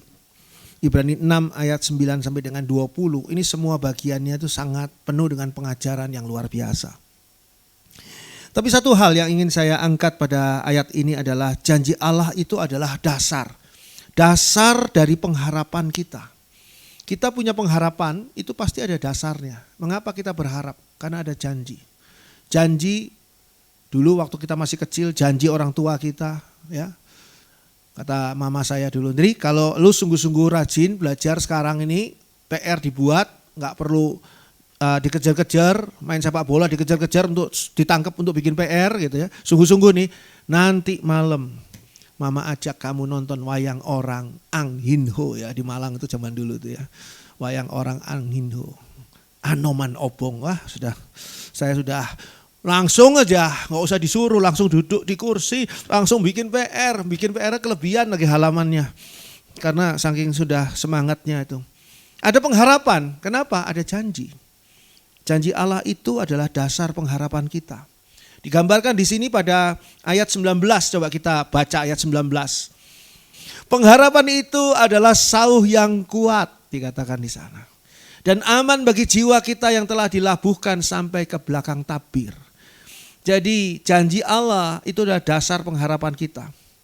Yang sudah dilabuhkan seperti sauh yang kuat. Sauh itu harus kuat, sauh itu jangkar gitu lah ya, jangkar kapal. Kapal kalau mau berlabuh itu harus ada jangkarnya, diikat mungkin ya di tiang-tiang pelabuhan. Supaya kapal ini enggak kebawa ombak, nanti hilang kapal di bawah ombak. Sauh yang kuat dan aman sampai ke belakang tabir. Ke belakang tabir itu adalah ke ruang maha kudus. Karena zaman dulu di tabernakel kan ruang maha kudus dipisahkan dari ruang kudus itu dengan tabir. Tabir yang nanti pada waktu Tuhan Yesus mati di kayu salib, tabir bait Allah itu terbelah itu ya. Nah sampai ke belakang tabir menggambarkan apa? Sampai surga. Surga yang belum kelihatan sehingga digambarkan di belakang tabir. Kita tidak bisa melihat sesuatu yang masih ada di belakang tabir. Surga itu kan belum kelihatan. Kita tahu ada surga, tapi kita belum bisa melihat surga. Kita tahu di belakang tabir itu ada ruang maha kudus, tapi kita belum bisa melihat ruang maha kudus itu karena di belakang tabir. Itu digambarkan di sini. Dan pengharapan kita akan surga itu seperti sauh yang kuat yang dilabuhkan di sana oleh Tuhan Yesus. Jadi ketika saudara sekarang masih hidup di dalam dunia, apakah saudara masih punya pengharapan kuat ketika nanti saya meninggal dunia, saya akan masuk ke dalam surga. Surga itu ada dan saya akan masuk ke sana. Ya, saya yakin. Kenapa? Karena pengharapan saya ini sudah seperti jangkar, sauh yang kuat, yang sauhnya ini sudah masuk ke sana. Sudah masuk ke belakang tabir, ke dalam ruang maha kudus, tempat hadirat Allah, tempat di mana nanti kita berada dan kita masuk di sana. Puji Tuhan, amin.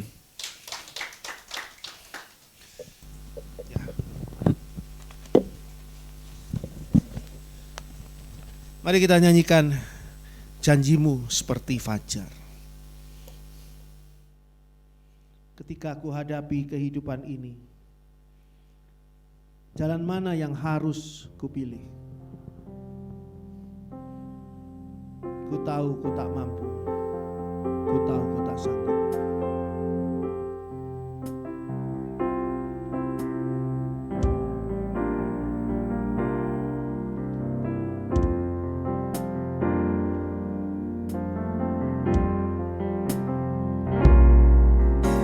Ketika ku hadapi kehidupan ini,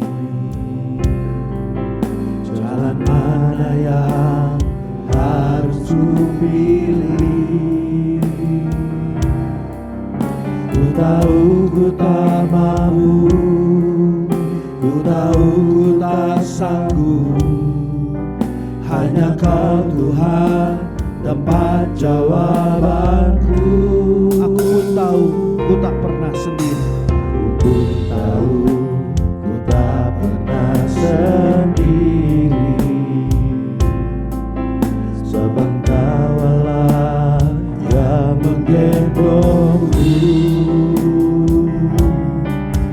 Tangan-Mu membelaiku, cinta-Mu memuaskanku. Kau mengangkatku ke tempat yang tinggi. Janji-Mu seperti fajar. Janji-Mu seperti fajar pagi hari, dan tiada pernah terlambat bersinar. Cinta-Mu seperti sungai yang mengalir, dan ku tahu betapa dalam kasih-Mu. Sekali lagi kita nyanyikan lagu ini. Ketika ku hadapi kehidupan ini, Ketika ku hadapi kehidupan ini, jalan mana yang harus ku pilih? Ku tahu ku tak mampu, ku tahu ku tak sanggup. Hanya Kau Tuhan tempat jawabanku. aku pun tahu ku tak pernah sendiri. Aku pun tahu ku tak pernah sendiri, sebab Engkau Allah yang menggendongku. Tangan-Mu membelaiku, cinta-Mu memuaskanku. Kau mengangkatku ke tempat yang tinggi. Mari kita pakai janji-Mu. Janji-Mu seperti fajar pagi hari, dan tiada pernah terlambat bersinar. Cinta-Mu seperti sungai yang mengalir, dan ku tahu betapa dalam kasih-Mu. Janji-Mu seperti fajar. Janji-Mu seperti fajar pagi hari, dan tiada pernah terlambat bersinar. Cinta-Mu seperti sungai yang mengalir, dan ku tahu betapa dalam kasih-Mu. Janji-Mu seperti fajar. Janji-Mu seperti fajar pagi hari, dan tiada pernah terlambat bersinar. Cinta-Mu seperti sungai yang mengalir, dan ku tahu betapa dalam kasih-Mu. Dan ku tahu betapa dalam kasih. Dan ku tahu betapa dalam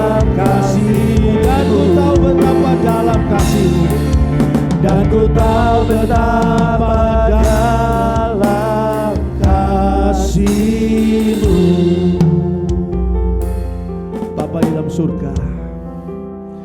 Bapa di dalam surga, sungguh kami semakin mengenal Engkau.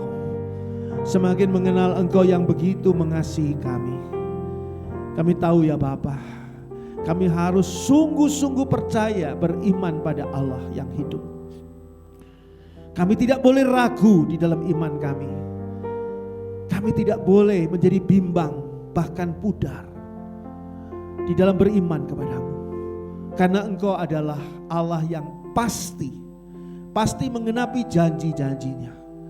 Allah yang tidak pernah melalaikan kami. Ampuni kami ya Bapa, kalau kadang-kadang kami punya pikiran yang salah tentang Allah. Tapi kami mau jalan di dalam jalan Allah yang benar.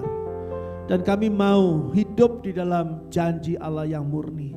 Kami mau ya Bapa berlindung di dalam Allah, menjadi perisai bagi kami. Terima kasih ya Bapa. Berkati semua yang hadir pada ibadah ini. Berkati semua yang mengikuti live streaming pada ibadah ini. Berkati semua yang menyaksikan melalui rekaman YouTube ibadah ini. Berkati mereka semua yang melayani Tuhan pada ibadah ini Tuhan. Janji-Mu Tuhan kepada kami pasti dikenapi. Kami mengucap syukur. Di dalam nama Tuhan Yesus kami berdoa. Haleluya. Amin. Puji Tuhan. Silakan duduk. Ya, puji Tuhan. Setelah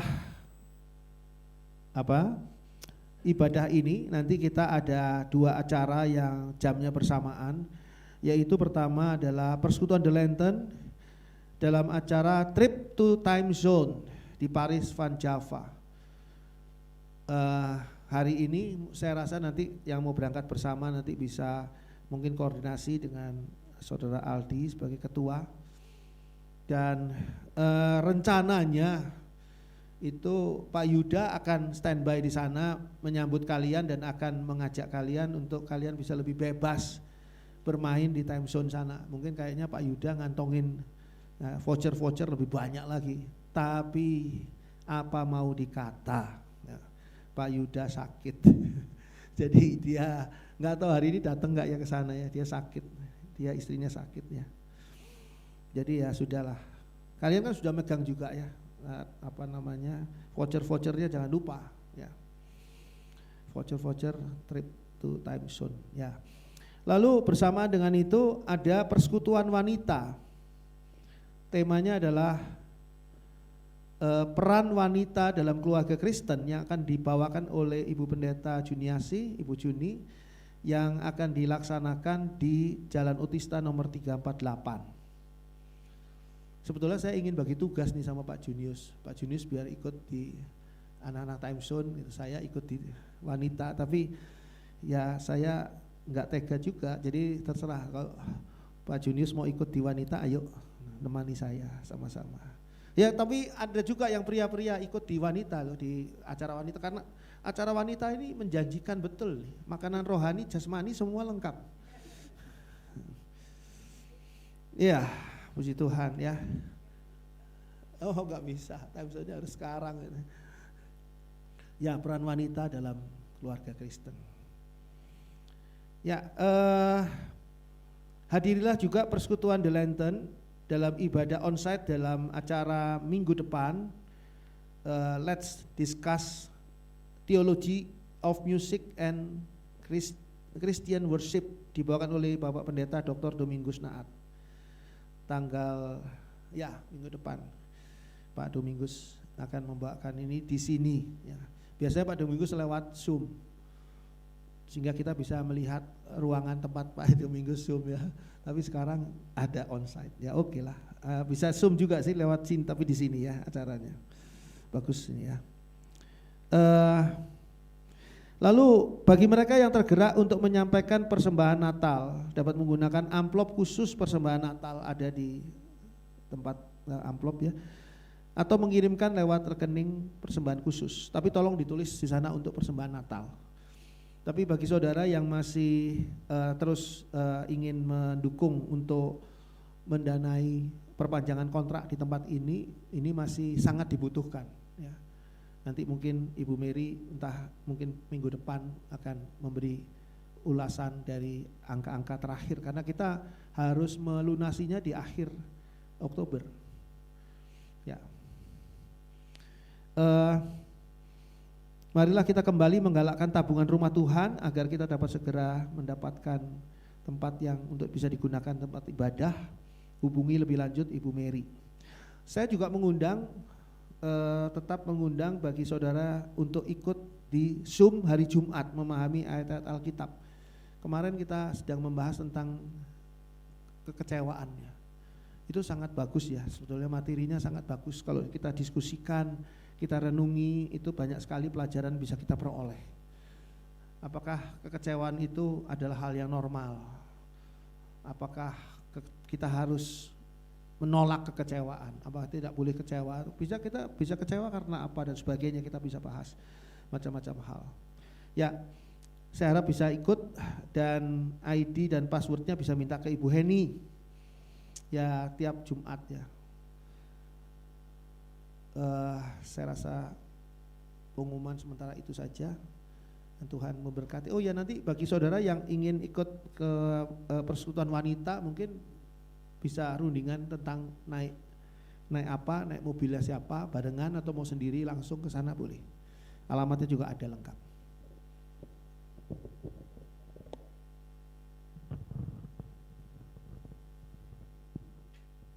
Puji Tuhan, kita telah menerima berkat firman Tuhan.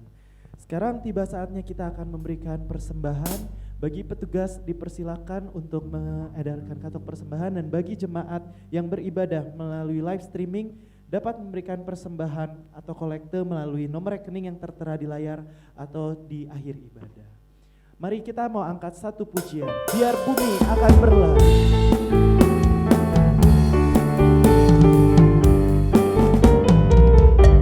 Bumi akan berlalu, biar bulan tak bercahaya lagi, biar langit akan bergoncang, matahari tak bersinar lagi. Tetapi Tuhan Yesusku tak pernah ingkar janji, semua yang difirmankannya pasti akan Biar bumi akan berlalu, biar bumi akan berlalu, biar bulan tak bercahaya lagi, biar langit akan bergoncang, matahari tak bersinar lagi. Tetapi Tuhan Yesusku tak pernah ingkar janji, semua yang difirmankannya pasti akan digenapi. Shalalalalala, aku cinta Yesus. Shalalalalala, aku cinta Yesus. Shalalalalala, aku cinta Yesus. Shalalalalala, aku cinta. Sekali lagi kita angkat pujian ini. Mari kita bangkit berdiri. Akan berlalu, Biar bulan tak bercahaya. biar bulan tak bercahaya lagi, biar langit akan bergoncang, matahari tak bersinar lagi.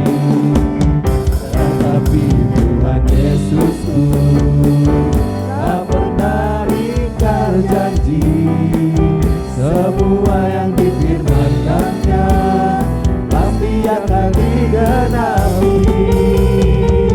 Shalalalalala, aku cinta Yesus.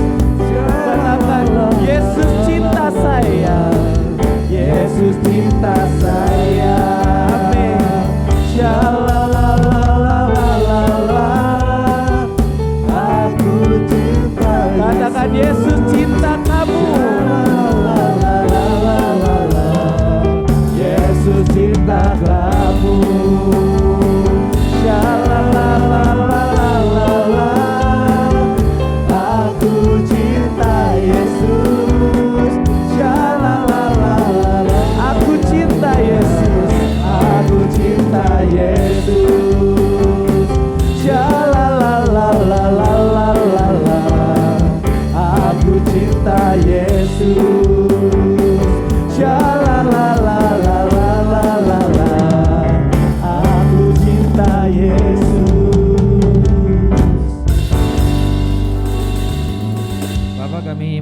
syukur pagi hari ini kami diberikan kesempatan oleh Tuhan untuk menyembah Tuhan, memuji Tuhan, dan kami juga sudah mendengarkan kebenaran firman Tuhan. Dan biarlah apa yang sudah kami dengarkan Tuhan boleh mengubahkan seluruh hidup kami untuk tetap menaruh pengharapan kami di dalam Tuhan. Meskipun kami belum melihat apa yang akan terjadi, meskipun kami belum tahu jalan keluar yang kami akan tempuh, tapi satu hal yang kami percaya bahwa Tuhan tidak pernah berubah, dulu, sekarang, dan selamanya. Janji-Mu adalah iya dan amin dalam seluruh kehidupan kami.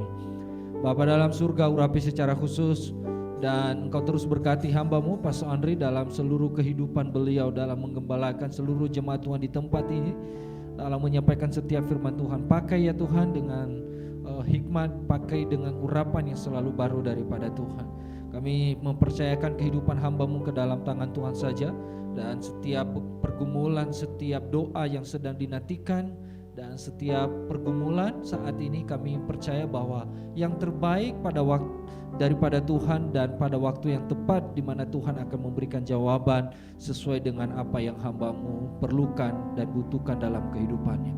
Bapa dalam surga, terima kasih. Kami akan sebentar mengakhiri seluruh rangkaian ibadah kami pagi hari ini. Kami berdoa buat persembahan yang sudah dibawa di hadapan Tuhan maupun yang sudah ditransfer juga lewat bank. Kami berdoa di dalam nama Tuhan Yesus Kristus.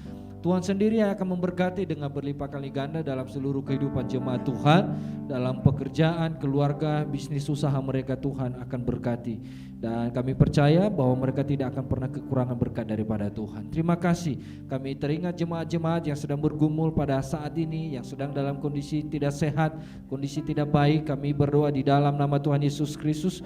Tuhan jamah, Tuhan pulihkan, Tuhan sembuhkan, Tuhan berikan kekuatan, dan boleh mengalami kesembuhan dan lawatan daripada Tuhan. Yang sedang bergumul, yang sedang menantikan jawaban doa daripada Tuhan, kami berdoa mohon pertolongan Tuhan pagi hari ini. Tuhan terus ingatkan mereka untuk menaruh pengharapan mereka dan menantikan Tuhan dengan penuh sukacita di dalam setiap pergumulan yang sedang dihadapi. Dan kami percaya Tuhan akan memberikan kemenangan, Tuhan akan menolong, dan Tuhan akan menjawab di waktunya Tuhan. Terima kasih. Kami serahkan hidup kami dalam tangan Tuhan. Setiap kami yang melanjutkan aktivitas setelah ibadah ini selesai maupun di dalam 1 minggu ini ke depan, kami percayakan hidup kami ke dalam tangan Tuhan saja.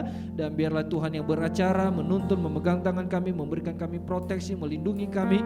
Dan biarlah kami terus Tuhan hidup mengasihi Tuhan, hidup berjalan sesuai dengan firman Tuhan, hidup seturut dengan Engkau ya Bapa, dan mengasihi Engkau senantiasa. Terima kasih Tuhan. Biarlah hidup kami ada di dalam genggaman tangan Tuhan. Dan sebelum kami pulang, kami mau angkat tangan kami mau buka hati kami mau terima berkat daripada Tuhan Yesus Kristus. Tuhan senantiasa menyinari Engkau dengan wajah-Nya dan mencurahkan Engkau kasih karunia, damai sejahtera, sukacita, kebahagiaan, dan berkat jasmani maupun rohani memenuhi seluruh kehidupanmu, kehidupan keluargamu, kehidupan anak-anakmu. Mulai dari sekarang dan sampai Tuhan Yesus datang kedua kali, Engkau semakin naik dan bukan semakin turun. Engkau menjadi kepala dan bukan menjadi ekor. Berkat jasmani akan menjadi bagian dalam pekerjaanmu. Apapun yang dikerjakan oleh tanganmu akan dibuat berhasil oleh Tuhan. Dari sekarang dan sampai selama-lamanya Tuhan Yesus datang kedua kali. Dengan iman kami katakan kami sudah menerima berkat Tuhan pagi hari ini. Di dalam nama Tuhan Yesus Kristus kami berdoa mengucap syukur. Haleluya. Bapa, terima kasih.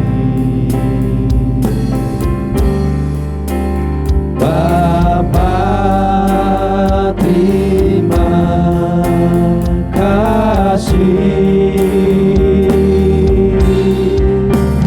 Bapa di dalam surga,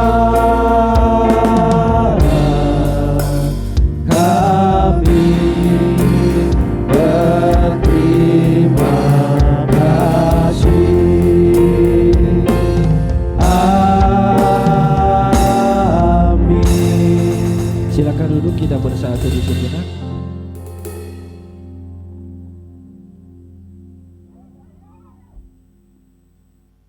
Selamat pagi, selamat hari Minggu. Tuhan Yesus memberkati kita semua.